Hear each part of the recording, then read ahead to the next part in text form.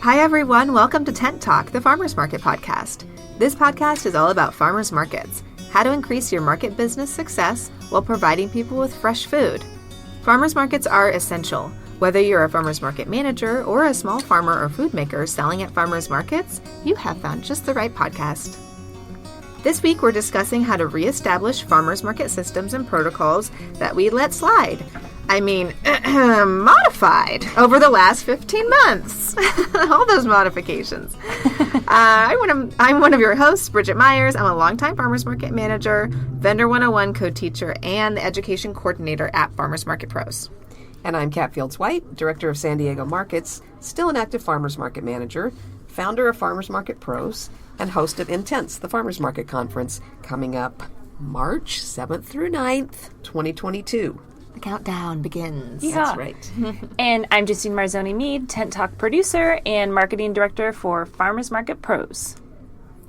Today's episode of Tent Talk, the Farmers Market Podcast, is supported by Vendor 101, creating successful farmers market farmers and vendors and streamlining the application process for market managers.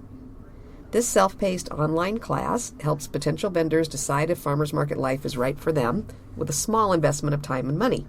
Qualified vendors will learn to produce, package, and present their products using effective marketing, display, and customer service skills.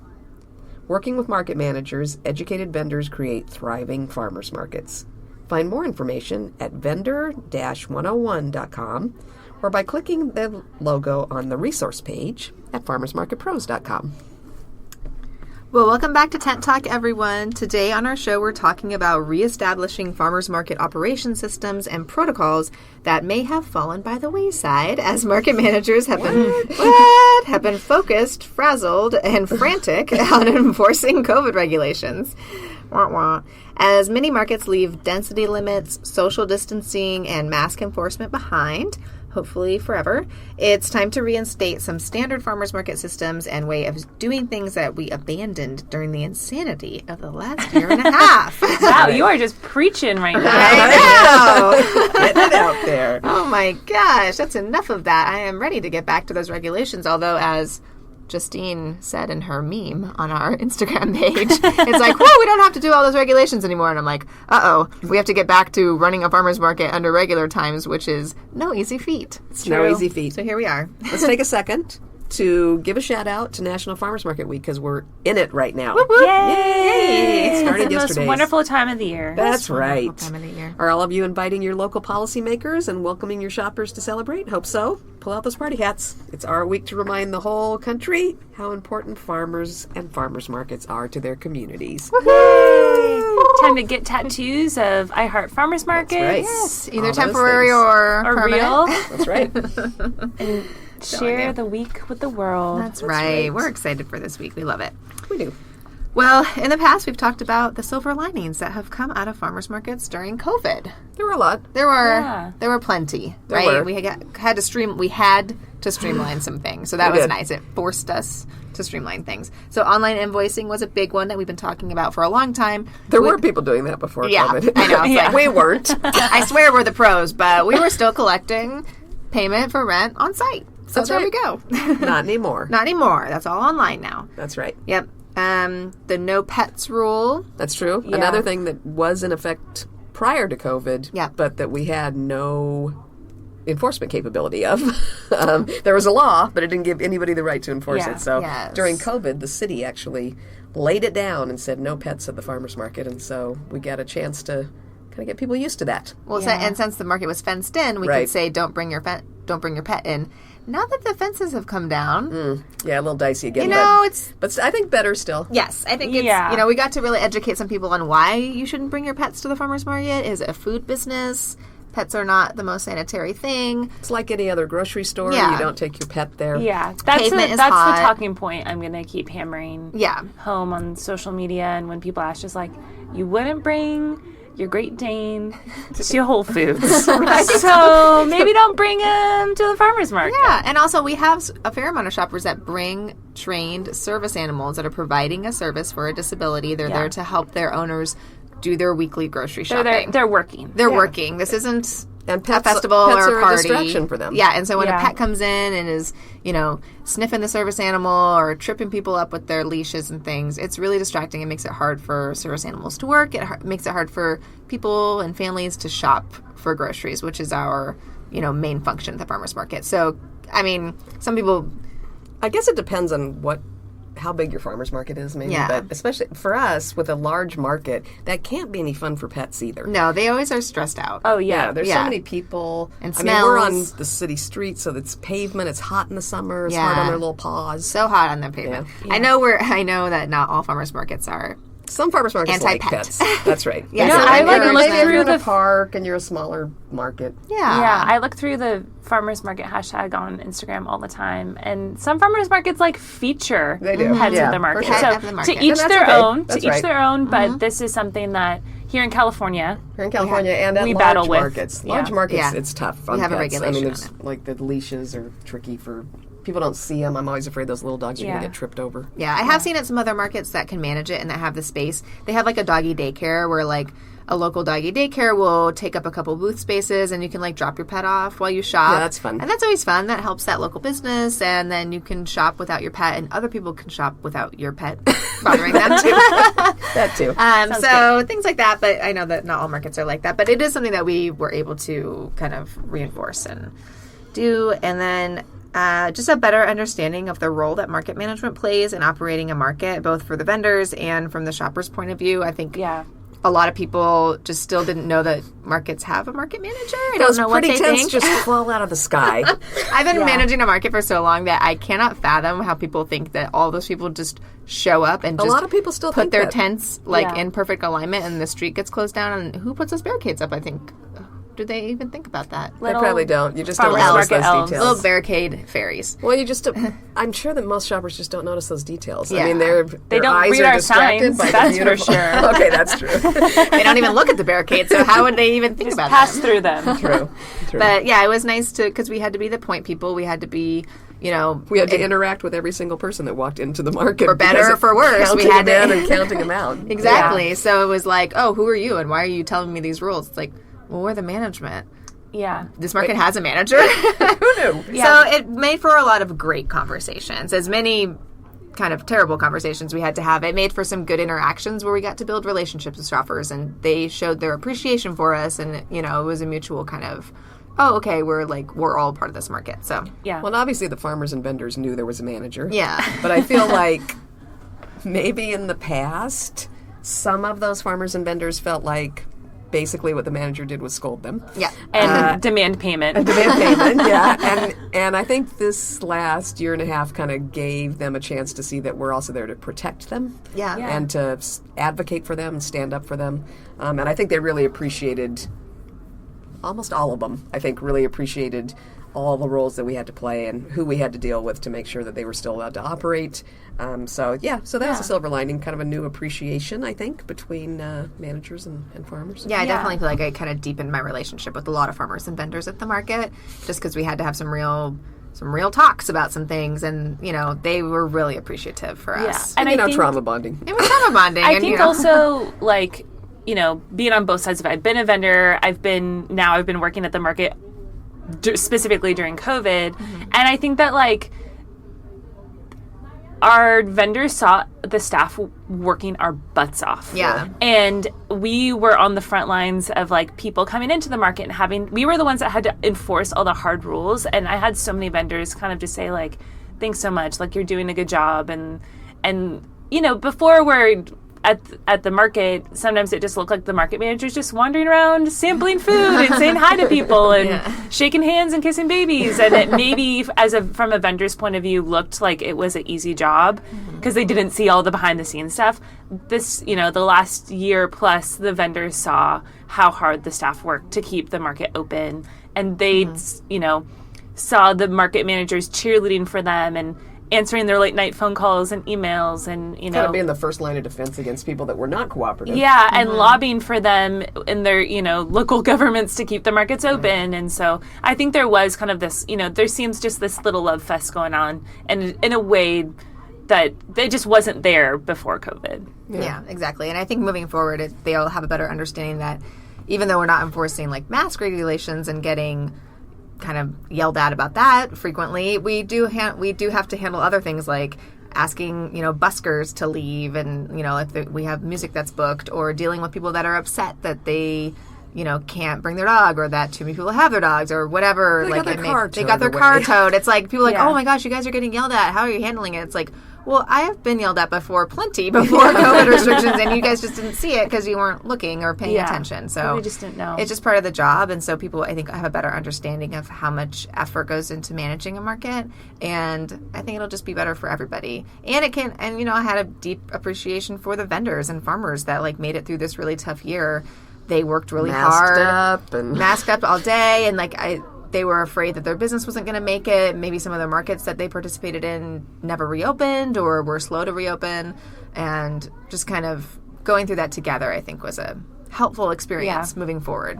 Yeah. Yeah. But there's also a lot of things that we completely ignored or we just didn't have the bandwidth to manage, and just some stuff that, on our best days as market managers or market operators, we were doing and we were enforcing, and it was a focus. But when we have to do all this other stuff, we just couldn't do everything. And so we kind of had to put some stuff on pause, knowing that we'd get back to it eventually, or that system just didn't work for us anymore. So we had to kind of let it go. But now that we do have a little bit more time, we do have just more bandwidth, more brain space, it's time to put those things back into place. Put those things back. It is, though, a perfect opportunity to kind of evaluate all of those systems. Yeah. So there's a lot of things that we have to do because they're legal requirements. And I understand that California in particular is perhaps heavier on those than some areas of the country, but everybody has some requirements that come from either your ag department or your health department or both,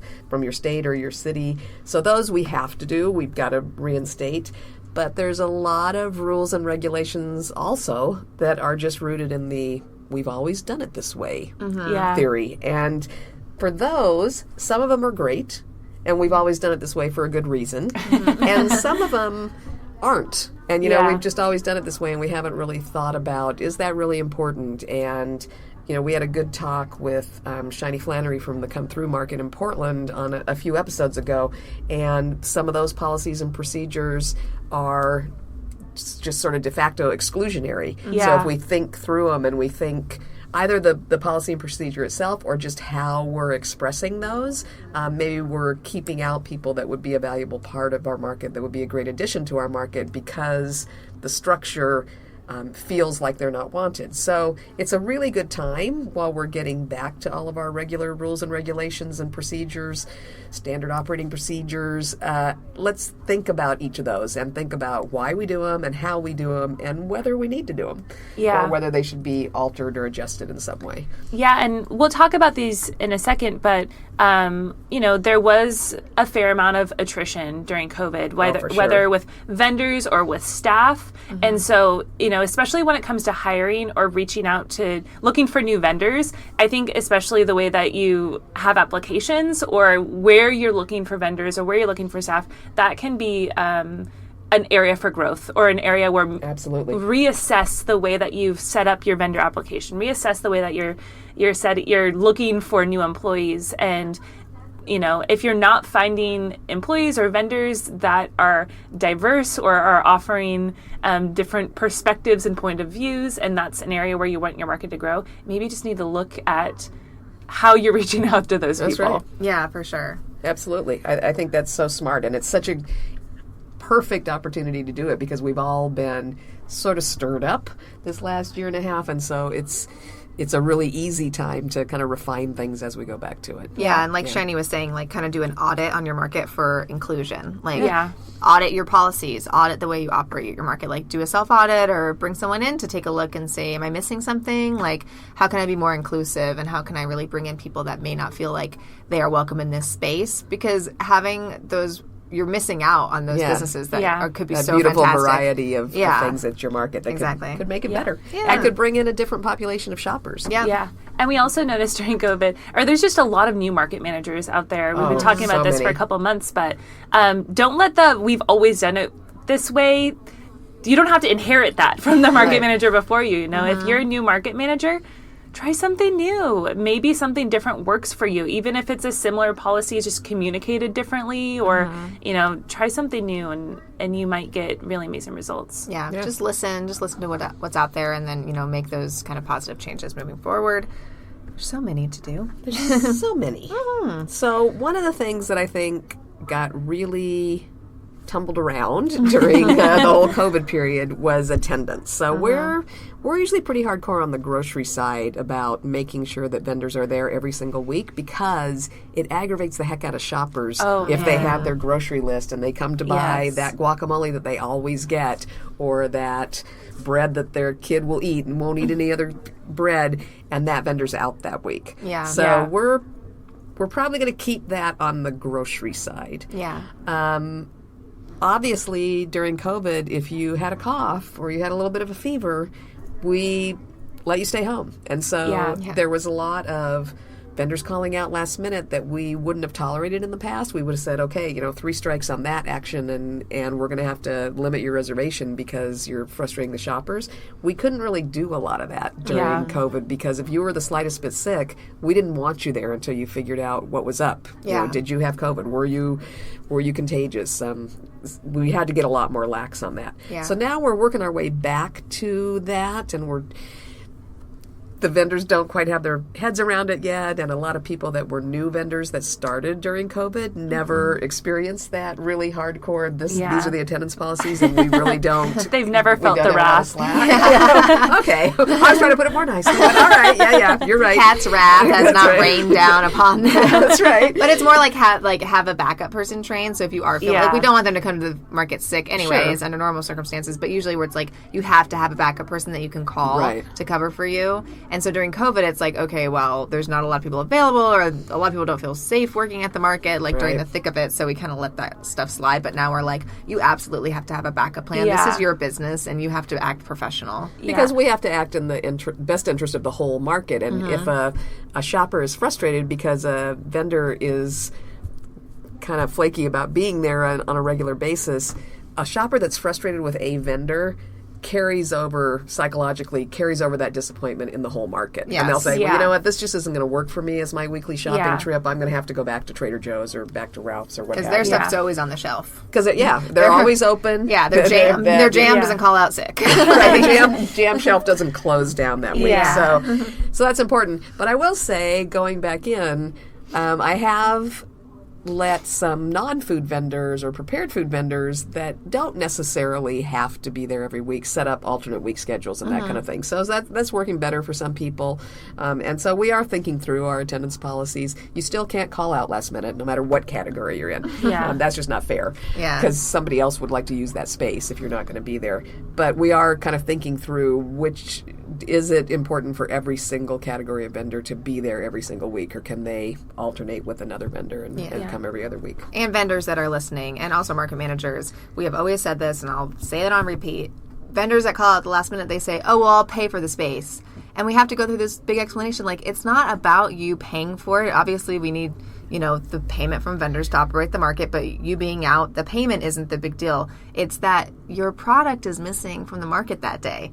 So just really making that clear to your vendors. And vendors, don't think of it as like, oh, if I want to sleep in, I can just pay for my spot and it's fine. I'll just come next week. The market manager just wants the money and that's fine. It's not about that. If you're going to have a successful market with regular shoppers, you have to have good vendors there that are there consistently. Consistency. That's what I always am telling the vendors. Your shoppers are counting on you. You have to be here. It's not about if you paid us rent. The shoppers don't know or care if you paid us rent. They're there to shop. So just and they keep want that in that mind. taste they're craving, or that thing that their kids ask them to bring home. As someone with a very picky child, I will say that I count on the people that I shop from to be at the market every week, because those items are on my weekly grocery list. I don't want to come back next week what am I going to do in the meantime? So just keeping that in mind and kind of making that clear.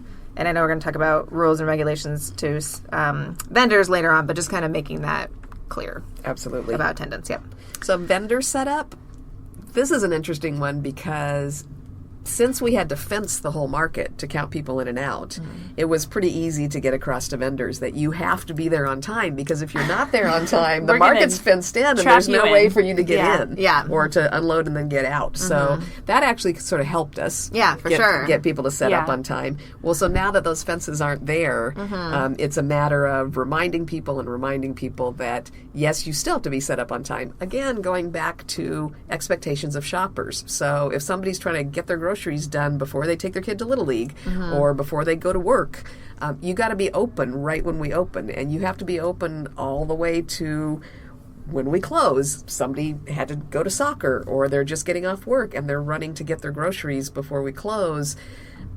Those shoppers need to have the same experience towards the end of the market that the shoppers in the morning had. So it's really important, and I think not having the fences may make that a little bit harder to make people take seriously, because it was certainly hard to make some people take seriously long before COVID. But I think you just have to do it. And again, it's not about being a random rule. It's about making sure that the shoppers can trust us, because if they can't trust us, they're going to go to a grocery store where they can assume that they're opening and closing and that they're doing fully in business between the open and closing hours. Yeah, it might have helped this past year, making the whole market feel really like a community, like we're on the same team. Like you're on the same team as that farmer next to you or that vendor across the street from you. And we've all kind of felt that a lot more this year. So it's like, look, if you're late, that impacts the sales of that farmer across the street from you. Right. Like, do you understand that?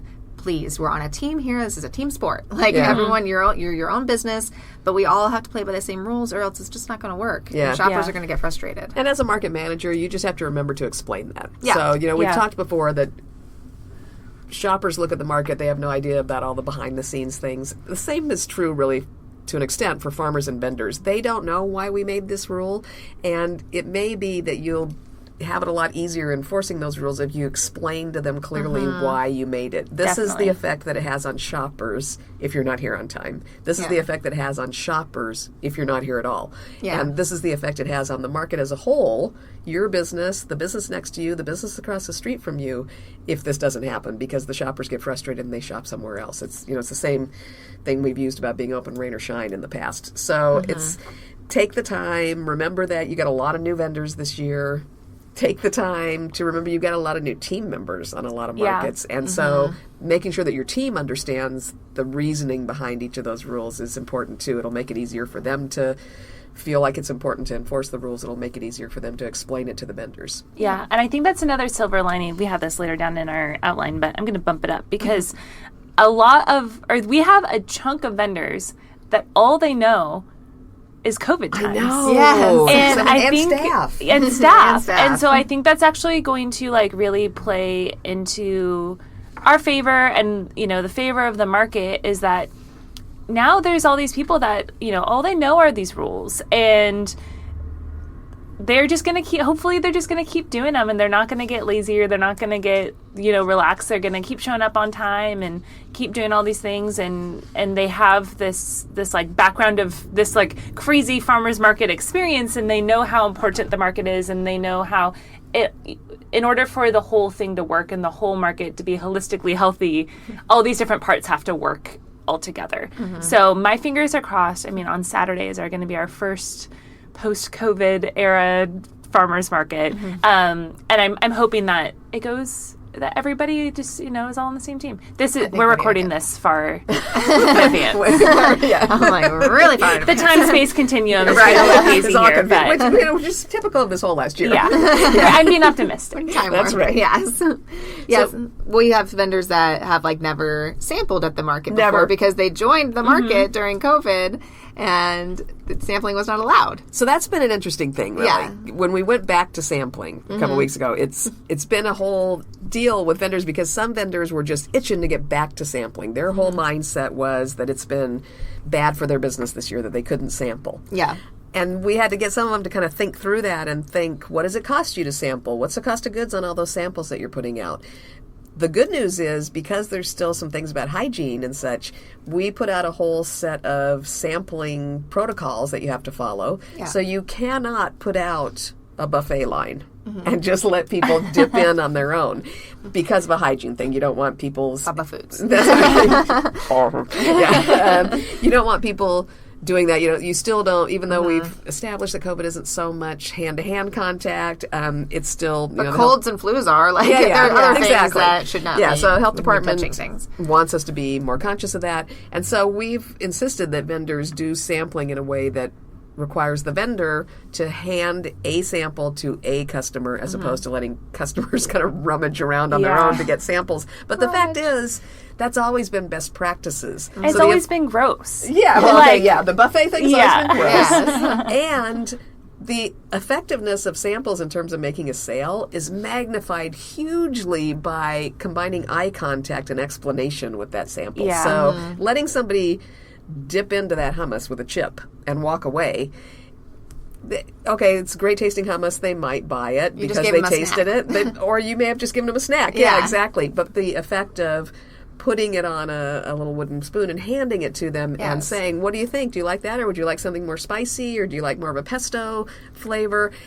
That's a whole chance to start a dialogue. And honestly, we had somebody mention, I buy more when I sample, because I feel bad about taking a sample and not buying. Well, if they can just sort of anonymously scoop up a taste and keep walking, that's different than if they look you in the face, taste your food, and have to either buy it or explain why they're not buying it. I'll always say Dave, Justine's husband, with Baby Clydesdale, when he was at the market, he was the best sampler because he would he would hand one sample and it would be a whole conversation. It'd be a long conversation. He had a whole little routine. Sometimes he does it and I'm just like, no!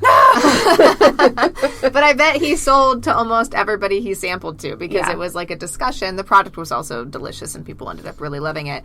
But it was a talk, and they got to hear his little story and, he got to ask questions about what kind of flavors they like and things like that. And it just always translated to sales, which is why you're at the market. Right. Don't forget, you're there to sell things. You're there to sell your product. Don't just come to the market to give everyone a snack.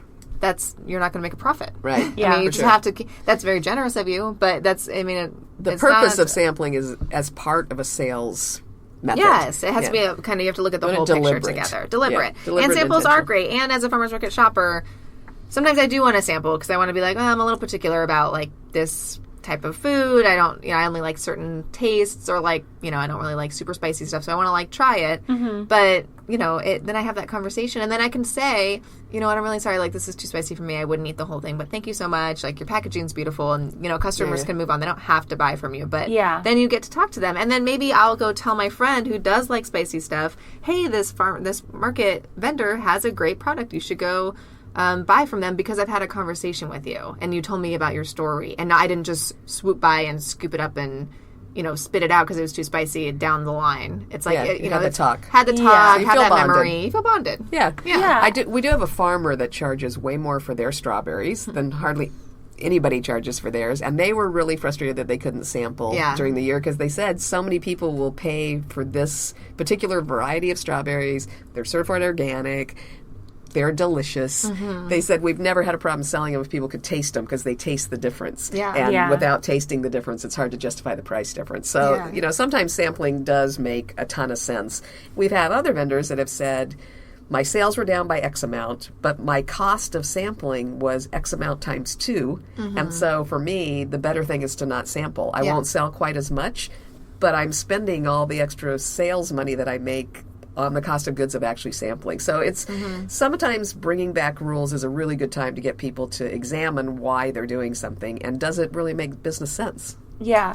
And also, a big perk of samples is to get that feedback from people. Sure. And if you're just have a trough for people to come nibble from, that's not engaging them to give you feedback on what they're thinking and feeling and experiencing when they're tasting your product. So big asterisk on the sample thing is if you're doing it well and you're using it as an opportunity to connect with your customers, fantastic. And if it works, numbers wise for your business, do it. But if you're just doing it because you always did it or doing it because you saw somebody else do it, then maybe it's not for you. It's just like with all these rules that we're talking about, it has to make sense logistically and know the reason why you're doing things. Yeah, vendors should have a choice in that, and they should really analyze the cost. And we had Kat from Mush speak at the conference a few years ago, and she was saying that being at a farmer's market is when you're starting a business, a food business, you'll pay like $10,000 to have a room full of people try. That's a focus group. A focus group to give you feedback. And she's like, you get that basically for free. She goes, you're paying to be there. She's like, don't forget about all the costs. But she goes, basically these people will try it and then you can ask them questions. And say, like, does this size work for you? Like, what do you wish it had? Do you wish the flavors were a little bit different? Did I use too much salt? And so it's like having this conversation with people who are sampling your product. Use that to your advantage. Like, get the most out of your samples if you're going to be sampling. Yeah. And keep your head wrapped around that. And if you have an employee working your booth, make sure they know that too. Because if they're not the owner, they might not know what to do with that feedback. But you can say, hey, write down some notes. What do people say? Here's some questions you can ask people when you give them samples. Kind of track that stuff. Yeah. Mm-hmm. Also, it's like a great time to kind of like reestablish best practices with shoppers. Right. Mm-hmm. Like, if people think it's like Baskin Robbins 31 flavors and they can sample everything over and over and over and over again, like now that this is kind of new for people again, you can be like, you know what? You've had enough. Tone it down with the sampling. Or just kind of like find a nice way to say it. Yeah, we encouraged our vendors to take a featured flavor and just sample one flavor a week, as opposed to letting people sample the whole range every single week. Yeah. Is that necessary? If you want to sample those other 2 flavors, come back next week. Yeah. Or buy this one that you just sampled and make Yeah. you need to buy a sample. So Anyway, anyway, just using it to your best advantage. good time to think through everything. Yeah. So collecting permits, if that's a thing in your area, that never went away. Most likely. You should have always been doing that.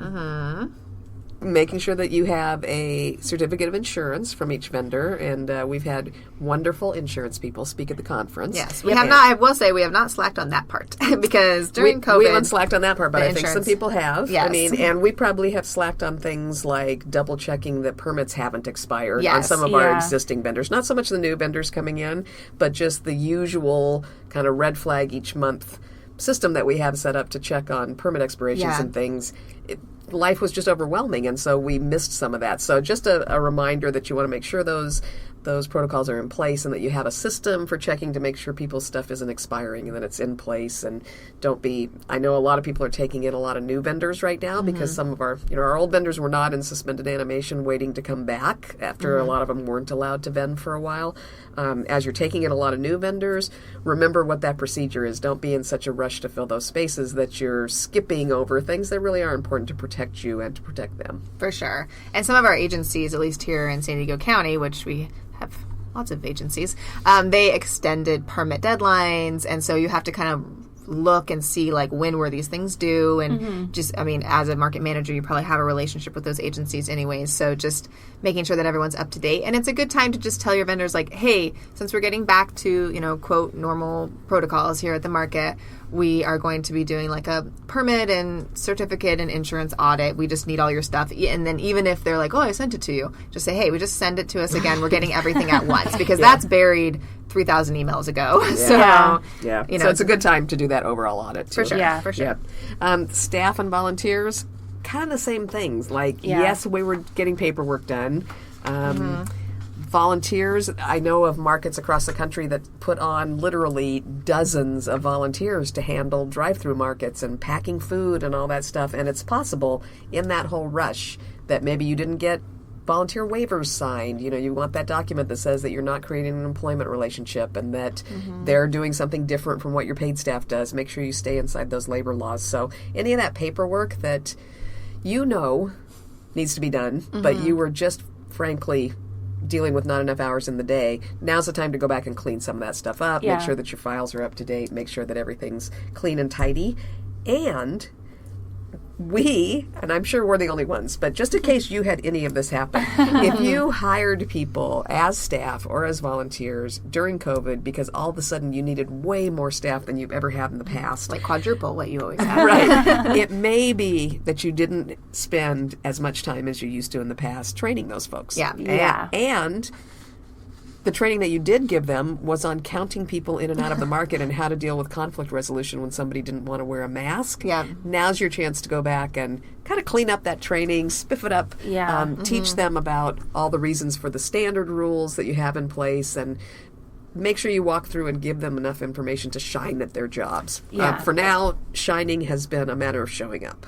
Yeah. Yes. But if you have a pulse, you are employee of the month. That's right. But now let's make sure that we give them enough training to empower them to be really good at what they're doing and to remain a valuable member of your staff for as long as possible. And honestly, if they've been through this nightmare of working farmers markets during a global pandemic, they are tough and they are ready for market work in the normal circumstances. You want to keep as many as you can. Proven their grit, so they have what it takes, but they just need that updated training. Yeah, and also, like, at least at our market, obviously we didn't, like, purposely keep staff in the dark, but it was kind of like, you have a very specific job, this is what you're doing, and also I think that kind of the power was, like, if people had a question, we would just say, like, go to the info booth and ask these specific people, because there were so many specific questions that only a few of us could answer, or like talking points that we had to really clearly communicate. But now, as things are shifting back, it's like we want all of our staff to be able to answer pretty much almost every question. Once in a while, there may be a higher level question that the market manager on site needs to answer, or a situation that only they can handle. But now, like, we want everybody to make sure they know all of the names of the vendors. They know where they can find specific things. They know what's in season. They know where the bathrooms are. They know yada, yada, yada, yada. And that just kind of wasn't the case a couple weeks ago. Well, they didn't have a chance to learn that the way our staff normally would, because usually the first thing we do, for a few shifts is send people out to take a look at every vendor and make their own notes on what that vendor sells and where they're located so they can answer those kind of questions. For a long time here, employees were stuck in a particular spot. You're watching this entrance. You're counting people right here. You're reciting the rules to people right here, and you cannot leave that spot because we have to give every customer the rules before they're allowed in the market. Well, now they're finally allowed to leave a spot. There's no spot. They get to walk up and down in the market like a normal staff person or volunteer would do and get to know the things that are so wonderful about the market that lets them answer questions when a shopper says, is there anybody here that sells almond croissants? Yeah. And they get to know each other. I think there's a lot of staffers that, like, Who are you? They Which know, like, block were you half on? the staff, but it's like they're all on separate blocks and they're hanging fencing with their head down and they're standing at their spot all day. And so it's like they don't even get to know each other and kind of missing out on that staff, like, camaraderie that we always have. It's only just so recently that we've actually been able to recognize people with their mouths exposed. Yes! I saw Carlos without a mask, and I was like, oh! Wow, that guy's handsome. Handsome devil. So, it'll be nice. And I think they are going to have to relearn the vendors. Like, I know what a lot of these vendors look like, even the new ones, because they come, bring samples to the office or whatever. I, like, have seen them before. They took Vendor 101 before, so I've seen their face. But a lot of our staff have, like, never even seen our farmers and vendors with their full faces. Exactly. And shoppers. They have to learn shoppers all over again. Like, I can recognize a lot of our, 10-plus year regular shoppers by the way they're walking down the street, so I know who they are. But it's like our staff is having to get to know everybody again. So it's a good time to just, like, introduce everyone to everyone again. Kind of grand reopening of things. So it's exciting. It's exciting. It's an exciting time. Yes, it's exciting. A lot of more work because it's like redoing all these things, but at least it's happy work and not work of, like, printing signs that say wear your mask or you can't come in. So put those signs aside. Move through. What else? And then some other things of just, like, we've talked about this, reintroducing the fun into our markets. And so booking musicians was something that came up in our Farmers Market Pros community Facebook group too, of, like, either new market managers or market managers that haven't been able to book musicians for the last year plus. Now they're reassessing how they want to do that, or during COVID when they couldn't book musicians, but then buskers started showing up at their market and kind of how they handle that. That's such a tricky situation because it gets into liability issue, music licensing issue, and just, like, overall vibe of market and whether your vendors like the music that's been playing or the shoppers like the music that's been playing, or if they're playing too close to the info booth where you can't hear anything people are saying. So now is a great time to, maybe reestablish past protocols or reassess those protocols, or maybe find a somebody to sponsor the music booth at your farmer's market. There's so many different creative ways you can do it depending on where your market is, the vibe of your market, who's shopping your market, etc. But now's maybe the time to bring those back things that fun out. stuff. Yeah, That's for right. sure. Bring back the fun, the hands-on activities for the kids that we couldn't do. Yeah. It's fun bringing all that stuff back. A lot easier. We're just setting barricades to keep people safe without people driving through the markets, as opposed to setting barricades to keep people out of the market. I don't have to be on the lookout for people jumping over the fencing. Right. Yeah. Be like, what are you doing?